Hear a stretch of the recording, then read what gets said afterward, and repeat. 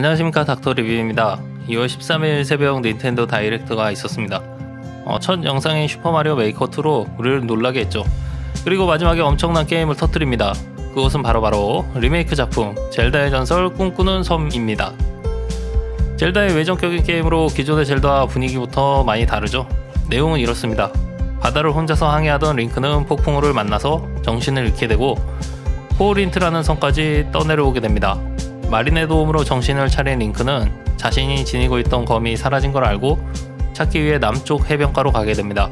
갑자기 나타난 부엉이와의 대화를 통해 섬에서 나가기 위해서는 윈드피쉬를 깨워야 한다는 어처구니 없는 이야기도 듣게 되죠. 그리하여 섬을 나가기 위한 링크의 모험이 시작되게 되는 겁니다. 이번 리메이크작 공개된 영상에서는 다른 게임에 등장했던 캐릭터들을 확인할 수 있었습니다. 멍멍이를 볼 수도 있었죠. 그 외에 어떤 캐릭터들이 게임에 등장하게 되는지 알아보도록 하겠습니다. 어떤 분들에게는 이제 스포일러가 될 수도 있습니다. 원치 않는 분들은 시청을 자제해 주시기 바랍니다. 첫 번째는 타린입니다. 젤다는 기억을 잃고 마린의 도움으로 그녀의 집에서 휴식을 취하게 됩니다. 정신을 차리고 마린의 설명대로 남쪽 해변으로 가려고 하면 오른쪽 아래 구석에 서 있는 사람이 말을 거는데요. 자기를 코린이라고 설명하지만 큰 코의 빨간 옷은 마리오의 전매 특허이죠. 다음은 남쪽 바다에서 볼 수 있는 성게입니다. 마린이 알려준 대로 남쪽 바다로 가게 되면 해변의 입구를 막고 있는 성게를 만날 수 있습니다. 날카로운 가시가 있기 때문에 맨손으로는 당연히 지나갈 수 없고요. 코린에게 받은 방패를 이용해 밀어야지만 진행이 가능합니다.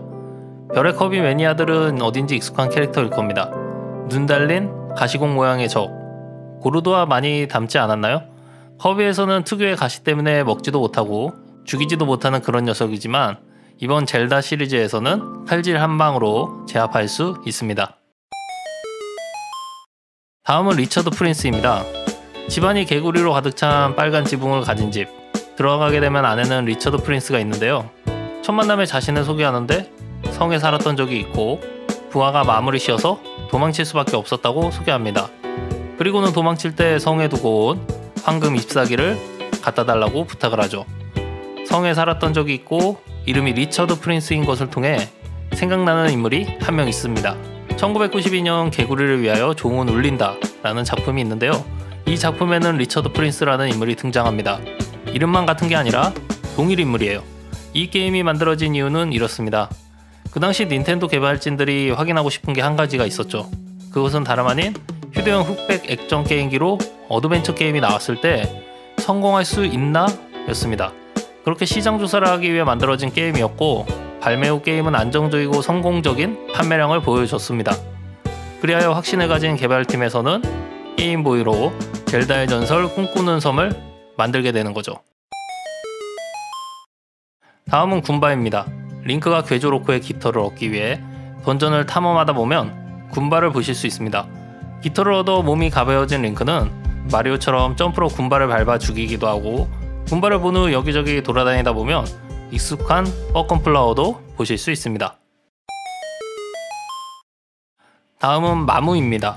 어느 동굴에 들어가게 되면 자신을 이 마을의 보컬이라고 소개하는 마무를 만날 수 있습니다.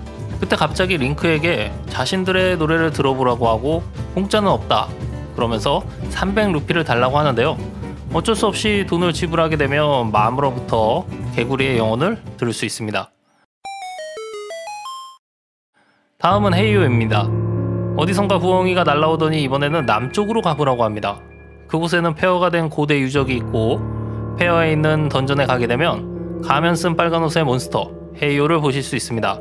좀 더 깊숙한 던전으로 들어가게 되면 천장에서 떨어질 타이밍을 재고 있는 쿵쿵이 무리들도 보실 수 있죠.